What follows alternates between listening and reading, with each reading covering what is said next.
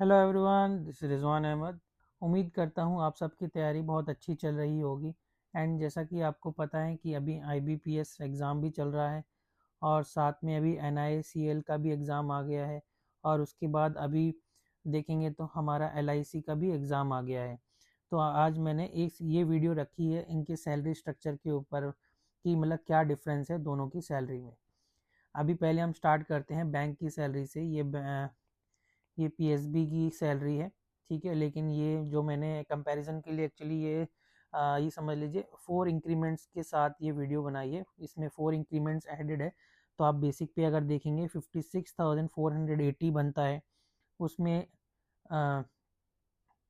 DA add होता है, ठीक है। आपका डीए ऐड हो जाएगा और ये डीए चेंज होता रहता है, हमेशा रिवाइज होता रहता है। सीसीए आपकी सिटी के अकॉर्डिंग होता है कि कौन सी सिटी है। इनकी सिटी थोड़ी कम रही, छोटी रही होगी, या फिर एरिया 1 एरिया 2 इसके हिसाब से रही होगी, तो इनका जो है सीसीए कम है। अदरवाइज सबसे हाईएस्ट जो है 2300 है। एंड स्पेशल अलाउंस रहता है और लर्निंग अलाउंस रहता है, इसमें भी डीए ऐड होता है, ठीक है। एंड स्पेशल में भी डीए ऐड होता है। तो ये हो गई आपके जो अर्निंग्स हो गई। उसके बाद अगर आप देखेंगे तो इसमें डिडक्शंस भी होते हैं। आप जब अपना रेंट पे क्वार्टर वगैरह लेते हैं तो उसमें डिडक्शंस होते हैं, चाहे वो एनआईसीएल भी हो, वहाँ पे भी डिडक्शंस होते हैं। तो ये आपके रेंट रिकवरी हो गया। फेस्टिवल अलाउंस अगर आप नहीं ले रहे हैं तो यहाँ पे जो ये अमाउंट माइनस हो रहा है तो ये ऑटोमेटिकली यहाँ पे प्लस हो जाएगा, तो आप ऐड कर सकते हैं। और जो इनकी यूनियन है कैनरा बैंक की, तो उसके 150 रुपीज़ डिडक्ट होते हैं और पेंशन के आपके 6,775 जो है डिडक्शंस होते हैं। अगर आप देखें तो टोटल ग्रॉस डिडक्शन जो हो गया 14,000 का हो गया। एंड ग्रॉस अर्निंग अगर आप देखें तो 88,634 होती है। एंड क्योंकि डिडक्शंस हुआ है माइनस होने के बाद 74,600 हो जाती है। लेकिन इसमें आप बस ये देखिए, क्योंकि इसमें आपने किसी ने फेस्टिवल अलाउंस लिया तो उसका फेस्टिवल अलाउंस भी डिडक्ट होता है। बट अगर फेस्टिवल अलाउंस डिडक्ट नहीं होता तो उसका कितना सैलरी बनेगा, आप उसमें बस जो उनका डिडक्शन वाला अमाउंट है आप उसको ऐड कर लीजिए एंड आपका जो है सैलरी स्ट्रक्चर जो है अपने आप आ जाएगा। तो अगर हम इसमें ऐड करके देख लेते हैं तो अप्रोक्सीमेटली 81,000 का जो आपका इन हैंड आ जाएगा। तो ठीक है, ये आपका हो जाएगा इन हैंड इन पीएसबी, ठीक है। उसके बाद हम बात कर लेते हैं, ये एन का है। देखिए एन में 53,000 है। ये भी आई थिंक एक इंक्रीमेंट के साथ ही होगा।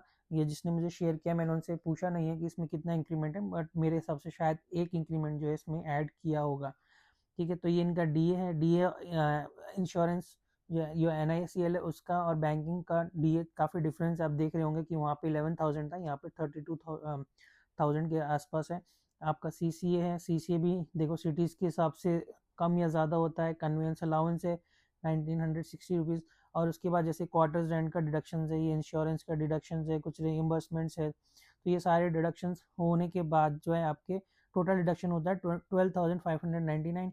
और आपका जो अर्निंग्स का टोटल आता है वो 89,556 का जो है टोटल बनता है। और जब आप अपने डिडक्शन जो है माइनस कर देंगे तो उसके बाद आपका जो नेट पेबल अमाउंट आएगा वो आया है 76,950। तो ये थोड़ा सा डिफरेंस है। इसमें मैं बता दूं ये मोस्टली ज्वाइनिंग के आसपास की सैलरी है। और जो मैंने पहले बैंक की बताई थी वो 4 इंक्रीमेंट्स के साथ थी। तो काफ़ी डिफरेंस आपको देखने के लिए मिलेगा इसमें। एंड इसके बाद अगर हम एल की देखें तो ये एल की सैलरी है। एल की सैलरी में आप देखें, इसके बाद हम एल की सैलरी की बात कर लेते हैं। एल की सैलरी में बेसिक पे आप देखेंगे तो यहाँ पे 93,020 है। इसका मतलब इसमें एक इंक्रीमेंट ऐड किया हुआ है। ये भी मुझे किसी ने भेजी है तो मेरे को इसमें आइडिया नहीं, बट क्योंकि मैंने देखा कि जो सैलरी स्ट्रक्चर है उसमें एक इंक्रीमेंट अगर ज्वाइन ऐड कर रहे हैं तो ये 93,000 आपका बन रहा है, ठीक है। उसके बाद इनके स्पेशल अलाउंसेस ऐड हो गए और ये शायद से कोई एग्ज़ाम दिया होगा उसका ऐड हुआ होगा।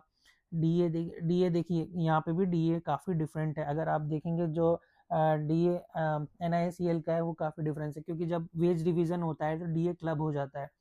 तो बैंक का डीए क्लब होने के बाद उनका डीए कम हो गया है, बट धीरे धीरे जब बढ़ेगा तो बैंक का भी डीए इंक्रीज हो जाएगा। सिमिलरली जब एलआईसी की वेज रिवीजन हुई होगी तो वहाँ पे उनका डीए जो है मर्ज हो गया होगा, उसके बाद डीए की अमाउंट जो है कम हो गई है। धीरे धीरे ये भी इंक्रीज हो जाएगा। बाकी आपके अलाउंसेस वगैरह आप देख लीजिए, यहाँ पे एनपीएस कटेगा आपको मैं एक चीज़ और दिखा देता हूँ कि यहाँ पे कोई टैक्स डिडक्शन नहीं है, क्योंकि अभी जो नया टैक्सेशन आया है उसमें 12 लैक्स तक कोई टैक्स नहीं है, और साथ ही साथ में आपको 75,000 का रिबेट भी मिल जाता है, तो आपको अप्रोक्सीमेटली 12.75 लाख तक कोई टैक्स नहीं देना है। सिमिलरली जब आप NICL का सैलरी स्ट्रक्चर देखेंगे तो यहाँ पे भी कोई टैक्सेशन जो है नहीं देखने को मिलता है। और LIC की कुछ डिडक्शंस है जो आप देख सकते हैं, ये सारे डिडक्शंस जो है 22,649 का डिडक्शन बन रहा है, और इनकी ग्रॉस सैलरी बन रही है 1,21,844 की जो है ग्रॉस सैलरी बन रही है, और इनकी जो नेट सैलरी है वो 99,195 होगी। तो अप्रोक्सीमेटली इसमें जो 12 लाख का जो क्राइटेरिया वो क्रॉस हो रहा है, तो मोस्ट प्रोबेबली इसमें भी जो है टैक्स जो है डिडक्ट होके ही आएगा। तो क्योंकि 1,21,000 का अब ग्रॉस, अभी इसमें और भी चीज़ें ऐड होती होंगी जो उनको अलग से अलाउंसेस मिलते होंगे, और अगर आप देखें कि अगर ये सारे अगर ऐड कर दिए जाएँ तो अप्रोक्सीमेटली 14 लैक्स की इनकी सैलरी बनेगी, तो इसमें जो है टैक्स डिडक्ट होगा। तो यही एक डिफरेंस है जो कि LIC और NICL और बैंक में है। थोड़ा जो LIC की सैलरी वो बहुत ज़्यादा है, तो इस बार वैकेंसीज भी काफ़ी अच्छी है। अगर आप एलिजिबल हैं, 2 इयर्स एक्सपीरियंस है, तो आप डेफिनेटली एग्ज़ाम इसका दीजिए और अच्छे से तैयारी कीजिए और ये जॉब पा सकते हैं। बस एक चीज़ और आप याद रखिएगा कि LIC में कई लोगों को ये डाउट होता है कि वो प्राइवेट हो गई है, प्राइवेटाइजेशन होना है या नहीं होना है। ये सब फ्यूचर की बातें हैं कि वो प्राइवेट हो जाएगा या नहीं होगा, ठीक है। इन चीज़ों पे ध्यान ना देके अगर आप अपनी तैयारी करते हैं तो आपकी जो सैलरी है वो काफ़ी अच्छी हो जाएगी, क्योंकि आप डिफरेंस देख सकते हैं कि LIC जो NICL का उसका समथिंग 76,000 जो है सैलरी बन रही थी, वहीं पे बैंक की अगर आप देखें 81,000 समथिंग बन रही थी, वो भी 4 ईयर्स के इंक्रीमेंट्स के बाद, और यहाँ पे 1 ईयर इंक्रीमेंट के बाद भी 99,000 सैलरी बनी। तो अच्छा खासा डिफरेंस है, ऐसा नहीं है कि बहुत छोटा मोटा डिफरेंस है। तो आप अभी से तैयारी कीजिए। एंड मैंने इसकी ऑलरेडी LIC की ऑलरेडी एक वीडियो बनाई है कि क्या एग्ज़ाम होगा, कैसे मतलब कैसे पढ़ना है, वो तो IBPS की तरीके से ही पढ़ना है। एंड उसके बाद भी अगर आपको कोई डाउट हो तो आप मुझे टेलीग्राम पे मैसेज कर सकते हैं या फिर इंस्टाग्राम पे मैसेज कर सकते हैं, ठीक है। तो मिलते हैं नेक्स्ट वीडियो के साथ। All the best.